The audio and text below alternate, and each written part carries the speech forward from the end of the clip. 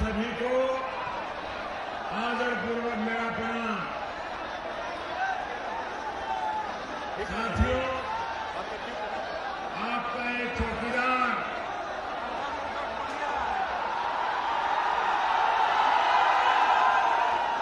आज आपको अपना काम का हिसाब तो देगा ही, लेकिन उससे पहले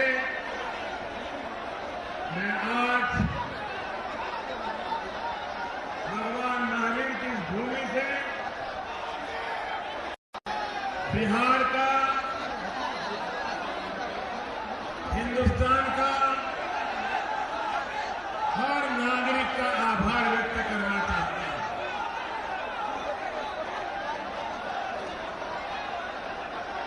आज इस अवसर पर मैं हमारे साथी श्रीमान नीतीश जी, लक्ष्मण जी और बिहार की पूरी टीम का भी धन्यवाद करना चाहता हूं। पासवान जी इस समय गया जी के कार्यक्रम के लिए वहां मेरा इंतजार कर रहे हैं। बिहार के विकास के लिए यहां की टीम ने, यहां के नेतृत्व ने, नीतीश जी, रामविलास जी, सुशील जी, नित्यानंद जी, रविशंकर प्रसाद जी ने, सबने मिलकर के जो मेहनत की है, परिश्रम किया है और आज बिहार का नाम रोशन किया है, उन सबका भी मैं अभिनंदन करना चाहता हूं। बिहार के इन दिग्गज नेताओं ने आपके इस चौकीदार को और मजबूत किया है। भाइयों और बहनों, चौकीदार के लिए स्वहित से ऊपर जनहित होता है।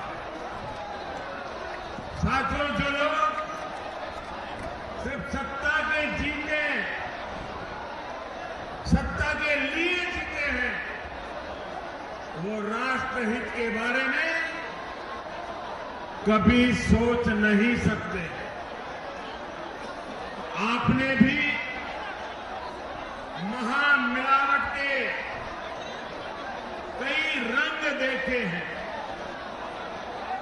जम्मू कश्मीर के पूर्व मुख्य सीएम श्रीमान उमर अब्दुल्ला जी का बयान सुनकर के पूरा देश चौंक गया।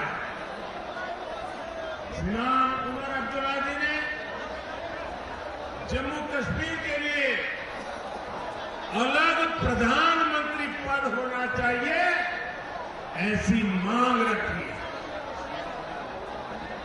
मैं जरा आप लोगों से एक सवाल पूछना चाहता हूं, आप जवाब देंगे? सबके सब, ये जो दूर दूर खड़े हैं वो भी जवाब देंगे? क्या बताइए, भारत में 2 प्रधानमंत्री होने चाहिए क्या? क्या भारत में 2 प्रधानमंत्री की बात को स्वीकार करेगा क्या? एक हिंदुस्तान में प्रधानमंत्री, एक जम्मू कश्मीर में प्रधानमंत्री, ये हो सकता है क्या?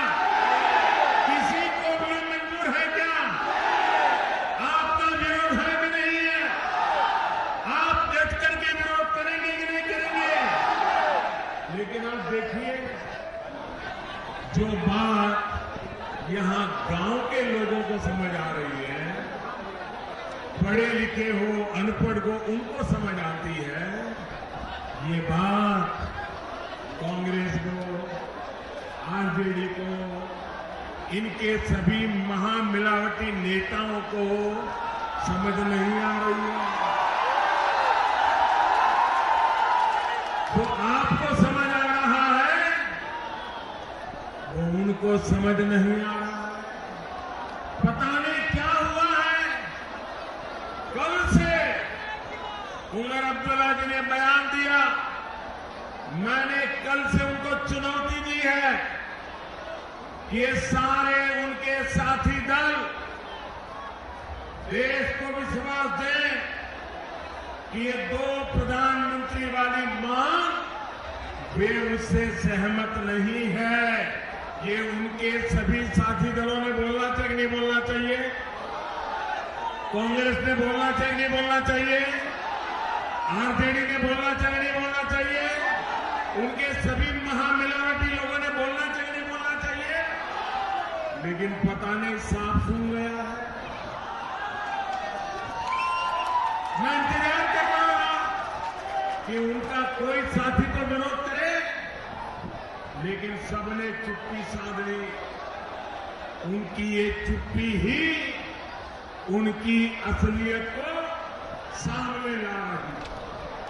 मैं देशवासियों से आग्रह करूंगा कि राष्ट्रीय सुरक्षा पर, कश्मीर पर, हमारे वीर जवानों पर, हमारे सुरक्षा बलों पर जो ये जवाब बयान दे रहे हैं, जो भांति भांति के वादे कर रहे हैं, उसे बहुत ध्यान से सुने, समझे और उनका हिसाब चुनाव में चुकता होना चाहिए।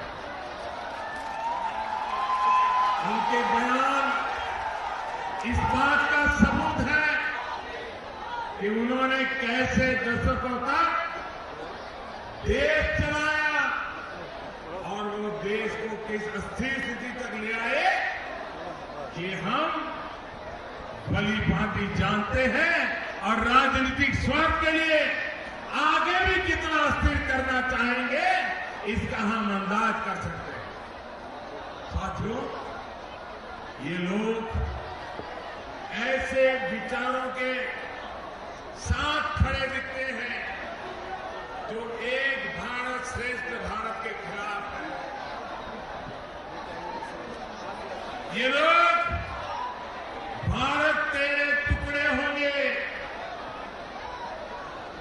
ये नारे लगाने वाले भारत तेरे टुकड़े होंगे ऐसा कहने वाली गैंग को समर्थन देने वाले लोग हैं।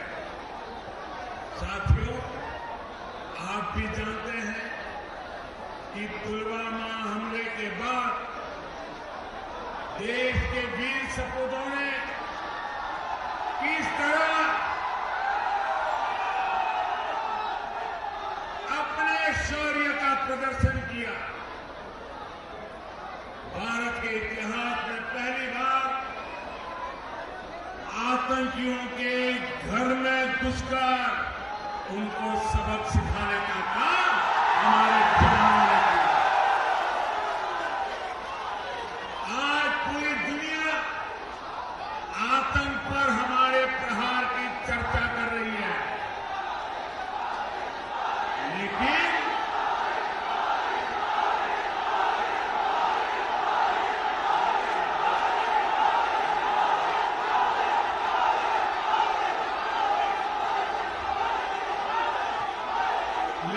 महामिलावटी कहते हैं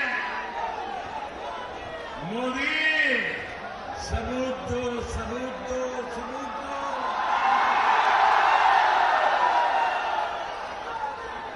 क्या ये हमारे विरोधियों की भाषा से आप सहमत हैं?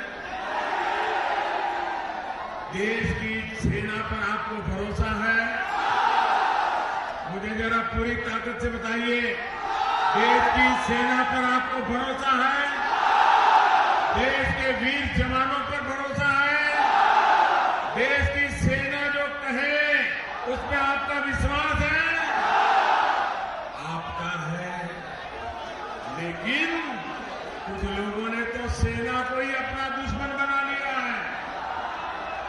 उनको लगता है कि सेना पराक्रम करती है और फायदा मोदी को मिल रहा है, इसलिए अब सेना पर ही परेशानी पैदा करने के रास्ते खोज रहे हैं।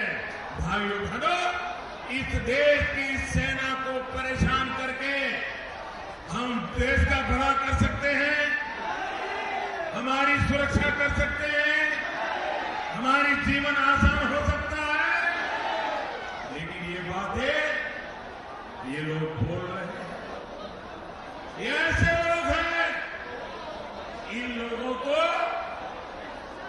बताना चाहिए कि उन्हें भारत के सपूतों पर भरोसा है या पाकिस्तान के कपूतों पर भरोसा है। साथियों, पूरी दुनिया आज भारत के पक्ष में खड़ी है।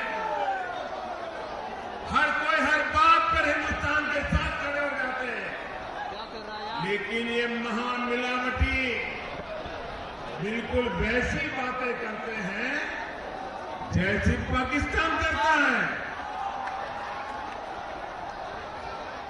ये हिंदुस्तान के सियासी दल का ये पाकिस्तान के प्रवक्ता ज्यादा लगते हैं। जमुई, नवादा और मुंगेर को हिंदुस्तान के हीरो चाहिए या फिर पाकिस्तान के पक्षकार चाहिए? पाकिस्तान के पक्षकारों को सजा देंगे, पाकिस्तान के पक्षकारों को सजा देंगे। साथियों, केंद्र और बिहार की एनडीए सरकार आज भारत को मजबूती की तरफ ले जा रही है। चाहे आतंकवाद हो या फिर नक्सलवाद, हमारी नीति साफ है। भारत को आंख दिखाने का काम जो भी करेगा उसे नरमी से नहीं निपटा जाएगा।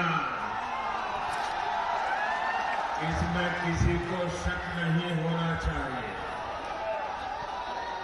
चाहे वो नक्सलियों को वैचारिक चारा देने वाले लोग हो या फिर उनका शरण देने वाले लोग। साथियों, अगर कोई नौजवान भटके हैं, उनको मुख्य धारा में लाने का हर संभव प्रयास हमने किया। यूपीए के आखिरी 5 वर्ष में नक्सली माओवादी विचारधारा से प्रभावित जितने युवाओं ने सरेंडर किया, उससे 2.5 गुना ज्यादा युवा पिछले 5 साल हमारी सरकार के दरमियान रास्ता छोड़ करके मुख्य धारा में वापस आए। साथियों, जब भी कांग्रेस और उसके सहयोगी दल सत्ता में आते हैं, पूरी शासन प्रणाली को रिवर्स गियर में ले जाते हैं। सीधी चल रही देश की गाड़ी पीछे की तरफ खींच के ले जाते हैं। देखिए, जो महंगाई नियंत्रण में रहनी चाहिए, वो कांग्रेस सत्ता में आते ही महंगाई बढ़ने लगती है, आतंकवादी वारदातें बढ़ने लगती है, देश में हिंसा बढ़ने लगती है, असंतोष बढ़ने लगता है, भ्रष्टाचार बढ़ने लगता है, कालाधन बढ़ने लगता है। और कमी क्या होती है? देश की समृद्धि कम होने लगती है, देश की साख कम होने लगती है, सैनिकों का मनोबल कम होने लगता है, ईमानदारी का सम्मान कम होने लगता है। ऐसी रिवर्स गियर वाली पार्टियों ने किसी राज्य का और न ही देश का भला कर सके।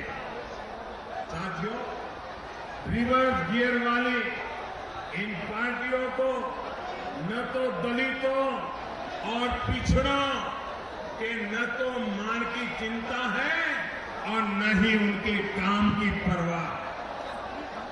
दलितों पिछड़ों के नाम पर आज के नए राजघराने सिर्फ अपना विकास कर रहे हैं। मैं आपको याद दिलाना चाहता हूं, हमारी सरकार ओबीसी कमीशन को संवैधानिक दर्जा दिलाना चाहती थी। आपकी ये दशकों पुरानी मांग थी, लेकिन जब भी केंद्र में कांग्रेस और उसके सहयोगी की सरकार बनी, उन्होंने ओबीसी कमीशन बनाने में दिलचस्पी नहीं दिखाई।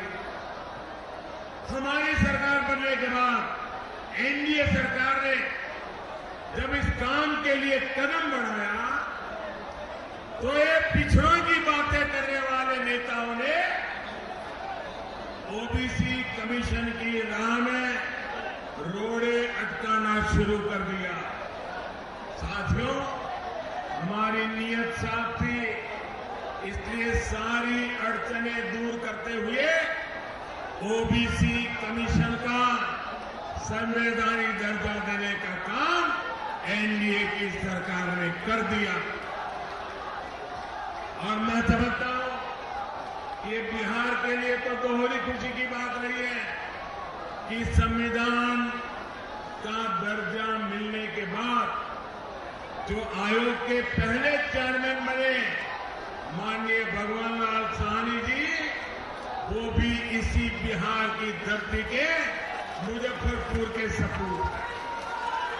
भाई और बहनों, ये भी याद करिए, कांग्रेस ने हमारे संविधान के निर्माता बाबा साहब के साथ क्या सलूक किया। उन्हें हराने के लिए कांग्रेस ने कितनी साजिशें रची थी, ये भी आज की युवा पीढ़ी और हमारे युवाओं को जानना जरूरी है। सोचिए, कांग्रेस ने बाबा साहब की याद तक को भारत के जनमानस से मिटाने की साजिश रची। अपने परिवार को भारत रत्न देना कांग्रेस को याद रहा, लेकिन बाबा साहब याद नहीं आए। बाबा साहब को भारत रत्न मिला तो बीजेपी और उसके सहयोगियों के लगातार प्रयास की वजह से मिला। भाई और बहनों, बाबा साहब का जितना अपमान कांग्रेस ने किया है, उतना किसी और दल ने नहीं किया। कांग्रेस ने बाबा साहब के साथ जो किया था, उसके बाद मैं मानता हूं कि जो भी बाबा साहब को पूजनीय मानते हैं, वो कभी भी कांग्रेस का साथ नहीं दे सकते। लेकिन कुछ राजनीतिक अपनी स्वार्थ सिद्धि के लिए, सत्ता पाने के लिए बाबा साहब के नाम का इस्तेमाल कर रहे हैं। ये वही लोग हैं जो आपातकाल में जेल गए थे। जयप्रकाश नारायण के नेतृत्व में कांग्रेस के खिलाफ लड़ाई लड़ते थे, आदर्शों की बातें करते थे। ये वही जमात जो कभी जेपी कहा करती थी, वो आज कांग्रेस की गोद में जाकर के बैठ गए हैं। भाई, सत्ता का मोह क्या स्वाभिमान से बड़ा होता है? खैर, जिन्होंने बिहार के स्वाभिमान की चिंता नहीं की, उनसे इस बात की भी उम्मीद नहीं की जा सकती। भाई और बहनों, बाबा साहेब का मान सम्मान किसी भी राजनीतिक दल की ऊंचाई से कहीं ज्यादा ऊंचा है। कांग्रेस द्वारा उनका अपमान हम इतिहास से नहीं मिटा सकते, लेकिन आने वाली पीढ़ियां उनका नाम सुनकर गर्व महसूस करें, उनसे प्रेरणा लें, इसके लिए कोशिश जरूर कर रहे हैं। लंदन में जहां बाबा साहब ने शिक्षा ग्रहण की, दिल्ली में जहां बाबा साहब का निधन हुआ, मुंबई में जहां चैत्य भूमि अंतिम संस्कार हुआ, उनके जीवन के इन महत्वपूर्ण 5 स्थलों पर हमने पंच तीर्थ तौर पर विकसित करने का काम एनडीए की सरकार ही कर रही है। हर साल 26 नवंबर को संविधान दिवस के तौर पर मनाने का फैसला भी एनडीए की सरकार ने किया। साथियों, स्वार्थ की राजनीति करने वाले भ्रम की राजनीति करने वाले, समाज को बांटकर, समाज को तोड़कर अपना भला करना चाहते हैं। हर चुनाव में आरक्षण का विषय लेकर के आ जाते हैं। आपको डराते हैं कि मोदी आरक्षण खत्म कर लेगा। जब मोरारजी भाई की सरकार बनी तब भी ऐसे बातें की, जब अटल जी की सरकार बनी तब भी ऐसी बातें की, जब मोदी की सरकार बनी तब भी ऐसे बातें की। ये ऐसे ही झूठ चलाते रहते हैं। पहले के चुनाव में भी हुआ है और इस बार भी ऐसा किया जा रहा है। भाई और बहनों, मैं बिहार के लोगों को, देश के पिछड़े समाज, आदिवासी समुदाय, गरीब, इन सबको कहना चाहता हूं, इन लोगों द्वारा फैलाई जा रही अफवाह का मुंह तोड़ जवाब दे। मोदी ही क्या, कोई भी आपके आरक्षण को हाथ नहीं लगा सकता। एनडीए की केंद्र सरकार ने हाल में सामान्य वर्ग के गरीबों के लिए जो 10% आरक्षण का प्रावधान किया है, वो भी किसी का अधिकार छीने बिना किया, छेड़े बिना किया। ये अलग से बनाई हुई व्यवस्था है और ये इतना बड़ा निर्णय किया, समाज में हमने दरार नहीं होने दी, सामाजिक एकता को टुकड़ा नहीं दिया और यही सबको साथ लेकर के चलने की हमारी नीति का परिणाम है। साथियों, कांग्रेस की, आरजेडी की बिहार विरोधी नीतियों की वजह से उनकी सरकारों ने देश के हिस्से को किस स्थिति की में ला करके छोड़ दिया था, ये हम सभी भली भांति जानते हैं। नीतीश जी, रामविलास पासवान जी, सुशील मोदी जी, हमारे नंद कुमार जी, ये सबने मिलकर एनडीए की सरकार ने स्थिति को बदलने का एक ईमानदार मेहनत से प्रयास किया। जमुई और आसपास के क्षेत्र में विकास के अनेक कार्य एनडीए सरकार द्वारा किए जा रहे हैं। आकांक्षी जिलों की लिस्ट में रखे जाने के बाद जमुई में स्थितियां तेजी से सुधर रही है। अब तो जमुई, नवादा, शेखपुरा और मुंगेर के घरों में पाइप से सस्ती गैस पहुंचने और सीएनजी की गाड़ियां चलाने का प्रबंध किया जा चुका है। इससे यहां उद्योग और रोजगार के अवसर भी चमकने वाले हैं। भाई और बहनों, हमारी सरकार की कोशिश है कि आपके जीवन को हर तरह से सुगम बनाया जाए। एनडीए सरकार द्वारा बिहार में कनेक्टिविटी पर बहुत जोर दिया जा रहा है।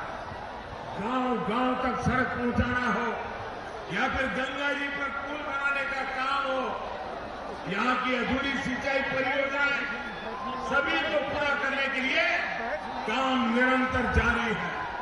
इसी प्रकार पीएम किसान सम्मान निधि से बिहार के 1.5 करोड़ से अधिक किसान परिवारों को हर वर्ष हजारों करोड़ रुपयों की सीधी मदद खाते में जमा होनी शुरू हो चुकी है।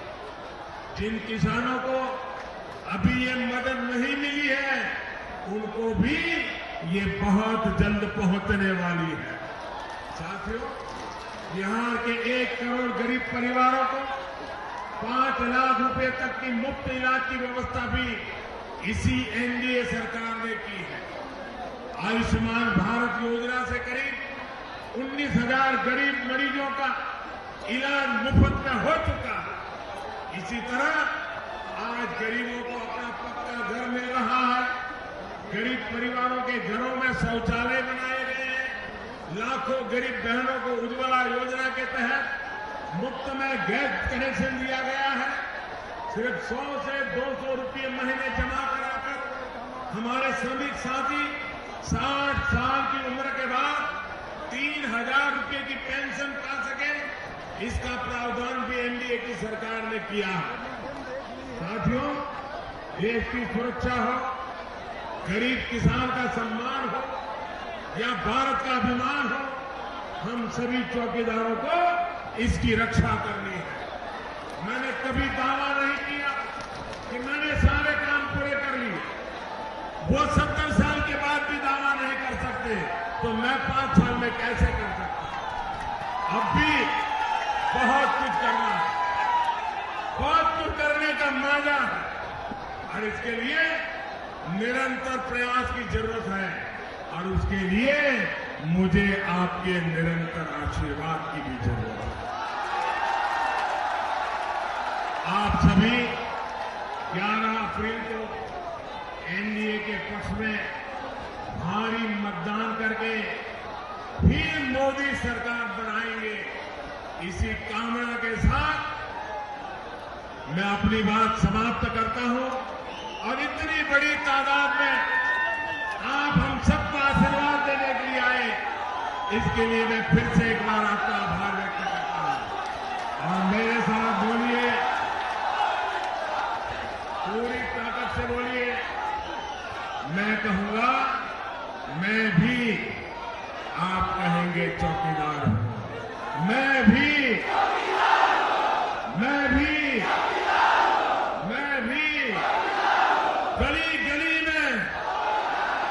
गली गली में चौकीदार, गली गली में